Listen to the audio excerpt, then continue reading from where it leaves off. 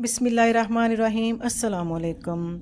बहुत से लोगों ने आटे की बर्फ़ी या लड्डू तो बनाए भी होंगे और खाए भी होंगे, लेकिन मैं आपके साथ आटे के पेड़ों की रेसिपी शेयर करूंगी, बिल्कुल हलवाई स्टाइल। तो इंशाल्लाह उम्मीद करती हूँ आपको ये बेहद पसंद आने वाली रेसिपी है। और ये रेसिपी सिर्फ 10 से 15 मिनट में बनकर तैयार हो जाती है। और इसको बनाने के लिए सिर्फ 3 बेसिक चीज़ों की ज़रूरत है, जो हर वक्त हर घर में और हर किचन में मौजूद होती हैं। तो चलें शुरू करते हैं इसको बनाना।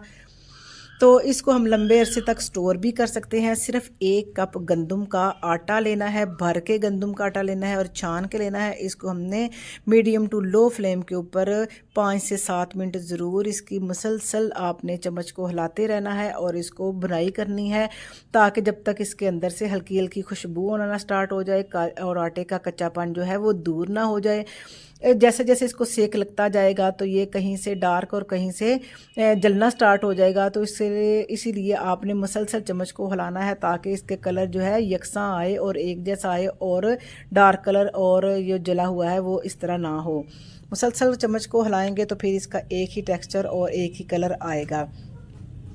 तो इसके लिए आप मैदा भी इस्तेमाल कर सकते हैं, लेकिन हम इसको बिल्कुल हेल्दी तरीके से बनाएंगे, क्योंकि गंदम का आटा तो हर घर में मौजूद होता है और बिल्कुल अच्छा, बच्चों के लिए भी बेहद मुफीद होंगे और बहुत ही मज़े के लगेंगे। और मैदे की जगह ये आटे से ज़्यादा मज़े के बनते हैं, इसीलिए मैंने आटे से इसको बनाना स्टार्ट किया। तो मुसलसल आपने चम्मच को हिलाते रहना है। ये देखें, ये कलर चेंज होना स्टार्ट हो गया है।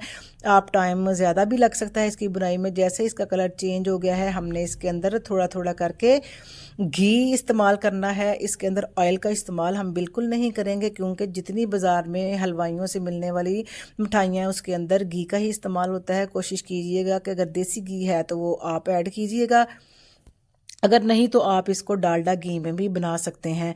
तो थोड़ा थोड़ा करके हम इसमें घी ऐड करेंगे। अगर हम इकट्ठा घी इसके अंदर ऐड कर देंगे तो आटा इसको बहुत जल्द एब्जॉर्ब कर लेगा और फिर इसकी बुनाई सही नहीं होगी और ये बिल्कुल खुशक हो जाएगा।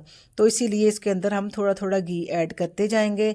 तो आप इसको, मैंने नाप के आटे की हर चीज़ की क्वांटिटी ली है। नाप के जो कप होता है मेजरिंग वाला, अगर आपके पास वो नहीं तो आप घर का कोई सा भी कप चाय वाला जो होता है वो सेट कर सकते हैं। फिर उसी लिहाज से आपने सारी ना सेटिंग रखनी है जो इसके नाप की है। तो मुसलसल आपने घी को भी डाल के इसको प्रॉपर तरीके से मिक्सिंग इसके अंदर करनी है, ताकि आटा हमारा अच्छे से भुन जाए। और इसके अंदर इसकी बुनाई की एक ये भी अलामत होती है कि बड़ी अच्छी सी इसके अंदर से खुशबू आ रही है, और आटे का जो ख़ास गंदम की जो ख़ास खुशबू होती है वो भी ना ख़त्म हो जाती है भूनने के बाद। तो इसका कलर भी आप चेक कर सकते हैं कि गोल्डन ब्राउन सा हो गया है। तो इसमें मिला के हमने कुल तकरीबन ना 7 मैंने टेबल स्पून इसके अंदर घी के ऐड किए हैं। अगर आपको लगे कि थोड़ा कम है, लेकिन इतना काफ़ी होगा इंशाल्लाह। 7 टेबल स्पून मैंने ना घी के इसके अंदर ऐड किए हैं। इसको मुसलसल हमने कंटिन्यू चलाते रहना है, ताकि ये जले ना और अच्छे से घी जो है आटे के अंदर मिक्स होकर इसकी बुनाई को मज़ीद अच्छा कर सके। तो ये बिल्कुल आसान तरीके से हम घर में बनाएंगे पेड़ों को, और इतने मज़े के बनते हैं कि आप बार बार बनाने पे मजबूर हो जाएंगे। और ये देखिए प्यारा सा अगर गोल्डन आ गया है, इस स्टेज पे आके मैंने चूल्हा बिल्कुल बंद कर दिया हुआ है। और अभी पैन हमारा हल्का हल्का गर्म ही है। इसके अंदर 5 टेबल स्पून मैंने मिल्क पाउडर के ऐड किए हैं।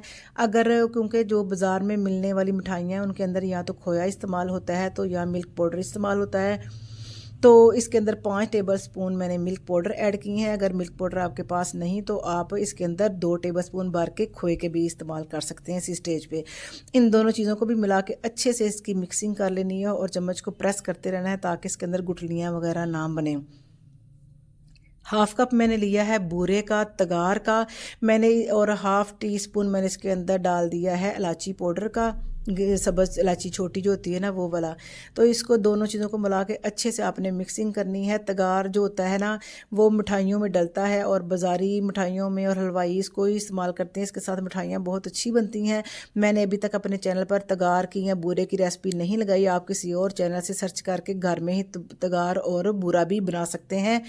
तो इन दोनों चीज़ों, अगर तगार या बूरा आपके पास नहीं तो फिर आप 1/2 कप चीनी लें घर की, उसको अच्छे से ग्राइंड करें और उसका पाउडर इसके अंदर ऐड कर सकते हैं 1/2 कप।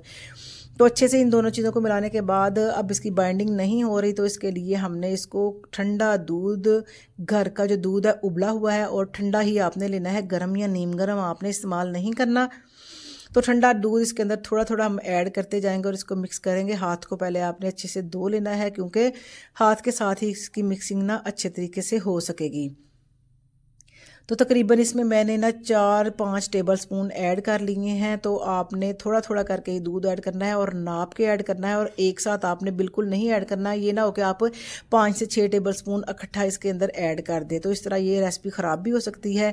तो आपने थोड़ा थोड़ा ऐड करना है, ताकि जब ये देखें मुट्ठी में लेके देखेंगे ना कि ऐसे बाइंडिंग इसकी होना स्टार्ट हो गई है, बिल्कुल इसको दबाएंगे ज़ोर से तो ये इसका टेक्सचर बिल्कुल तैयार है।